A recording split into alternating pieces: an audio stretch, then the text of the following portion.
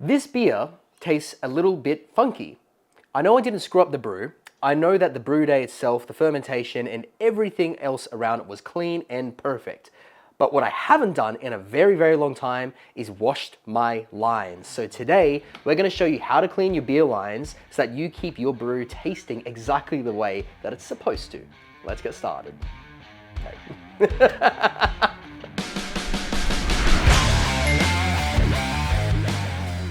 I lied, this beer is actually pretty damn good. There's nothing wrong with my lines right now. But for the purposes of a dramatic opener on YouTube, you're welcome. You can submit me for the Oscars next time they're around. But it is an important part of home brewing and commercial brewing, broadly speaking. You should be washing your lines pretty regularly. I think the recommendation is actually to wash out your beer lines every couple of weeks. Every 2 weeks, I think, is the rule if you're running a commercial pub in Australia. If you're talking homebrew, you should probably be swapping out and cleaning your lines every time you do 3 kegs of beer or something to that effect. Basically, it should be a pretty semi-regular thing to make sure you don't have bacteria build up, yeast build up, and all kinds of other crap and trub sitting inside of your lines, ruining the taste of the beer that you work so hard to brew. So, there's a couple of ways that you can go about cleaning your lines. My 2 favorite methods are right here. PBW is something that just about every home brewer has experience with because it is just the best way to wash your brewing equipment. If you want to see a full video on how to clean up your beer equipment, link to that video up there where we show you how to get soapy. But for the purposes of beer line cleaning, you can also use beer line detergent. It's a specific thing made exactly for cleaning out beer lines. Other way around, I'm getting the nod from Odin that I had the bottle in the wrong position. There you guys go. But this stuff right here, you can dilute for 80 mils for every 5 liters of water, and then you can just fill up your lines, let it sit for a little while, and have all that crap and crud dissolve. So let's go about using this and getting it into our taps. Now, seeing as the dilution rate for this is 80 mils for every 5 liters of water, sorry for the Yanks in our audience, Freedom units will be up there courtesy of Odin. This particular beer line cleaner has those instructions, but if you're using a different brand, just follow the instructions on the back. Don't take my word as gospel.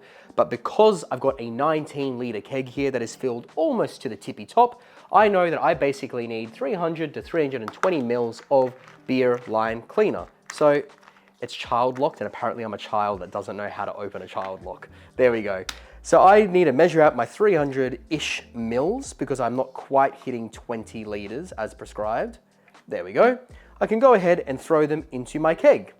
Now, yes, there are people that have done really clever setups with, like, what do you call it? Like weed pest control bottles that you can get from a hardware shop, and they like take off the nozzle, they add like a beer line connect and all that kind of stuff. Great idea. I've been wanting to do that for a very, very long time. But when in doubt, you work with what you've got. And in this case, I've got kegs, I've got CO2, so I can do this the easy way. But if you want to go ahead and create your own way to pump through the liquid, please by all means do so, and drop comments down below if you're one of the people that has done that. Share the knowledge, share your words of wisdom with how you've retrofitted the weed spray bottles. Let's close this up and start cleaning. I'm just giving it a good mix up and getting my workout in for the day, just to make sure that solution is properly mixed through the keg. Oh, Pump it up. That's easier. I'm ready for Coachella! I'm tired.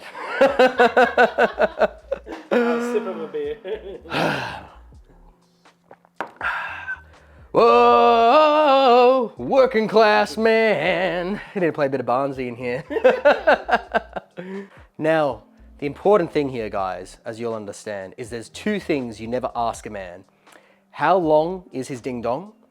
And how clean is his keezer? Please do not judge me for the chaos that is this mess. But we need to open this up because we need the beer lines. Don't judge me. But what we are gonna do is have our gas connected to our keg that's full of the cleaning solution. We now connect up our beer line over to the beer post as if we're gonna serve our delicious booze. And what tap is that? Number 2. Now, we just want to flush out that beer line and make sure we only have the cleaning solution inside. So here you can see that we've run through all that brown beer that was in there. The line is now running clear. We can let this sit and close it up. We are now gonna let that sit for 2 hours. You can do shorter, but if you let it rest the whole 2 hours, you're gonna get a much cleaner line out of it. It's gonna give the chemicals time. Why are you spitting? It's gonna give the chemicals time to actually break down all the crud and all the crap that's inside that line. So pour yourself a beer beforehand or a couple, and then sit back and wait while those lines clean themselves out. Then we can come back and talk about sanitizing the lines. It's like being told to clean your room when you're a kid. Like, you know you should, but it's absolutely the last thing you want to do in your day because you'd rather make beer, obviously, like every kid. Play with the toys. Men are just giant kids with grown-up money. That's all we really are. And our behaviors do not change.